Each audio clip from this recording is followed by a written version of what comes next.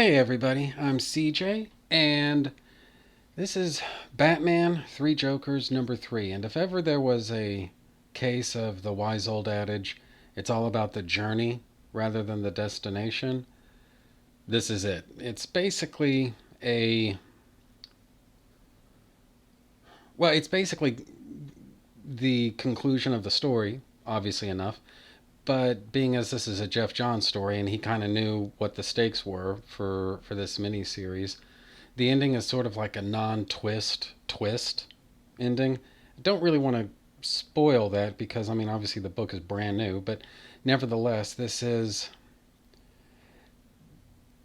just a fun and enjoyable little series. One of the things that interested me really from the beginning about it is the just the sheer number of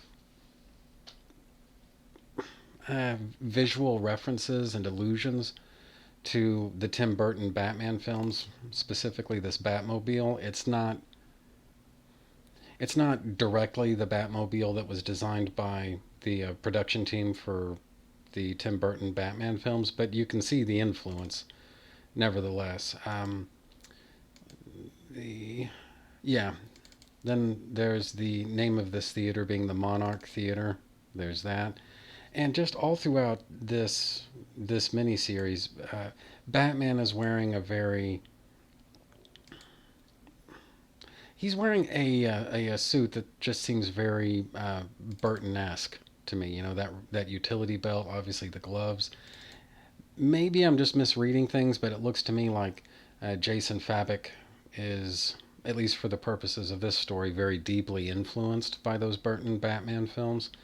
And so, being as I'm a fan of those movies myself, it's another layer of enjoyment for the art and for this miniseries. And when you get into the actual story itself, again, I'm kind of want to speak in generalities here, just because of the fact that, like I say, this thing's brand new, and this is really the sort of thing that you should read for yourself instead of relying upon others to basically give away the store for you.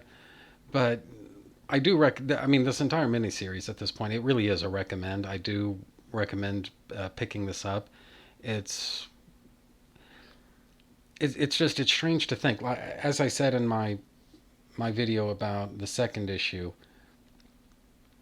once upon a time, back in the '90s, this miniseries it would have come out, it would have been released, and I think there would have been people who enjoyed it. There would have been fans of this miniseries, but overall, I promise you, it would have gotten lost in the shuffle.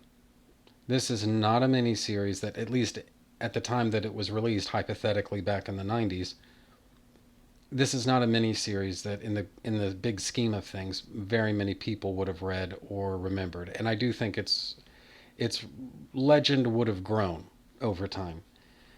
And that's just not the environment that we live in anymore. The environment we live in now, it makes this most likely the comic book event of the year, COVID or no COVID.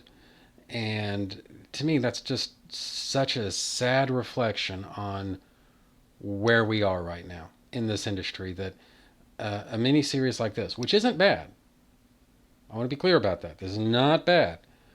But it's like, at the same time, when you think about it, the value and importance of this miniseries really shouldn't be at such a level where this is the most important thing that will happen in terms of comic book stories in this industry all year. Now, obviously, other far bigger and more important things happened in the industry, but in terms of comic book stories, hands down, without question, this is the most important comic book of the entire year. And when you think about it, there's really no good reason for that. It should not be this way.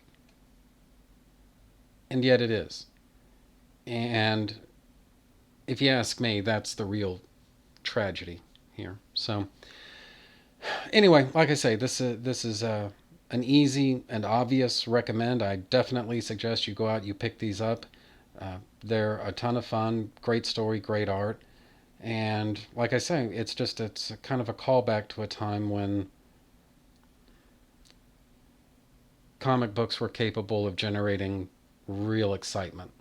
So, anyway, I'm CJ, and that's that. Please comment, like, subscribe, and share. Doing those things really helps me out. Also, I'm on Twitter at Cole Loves Comics.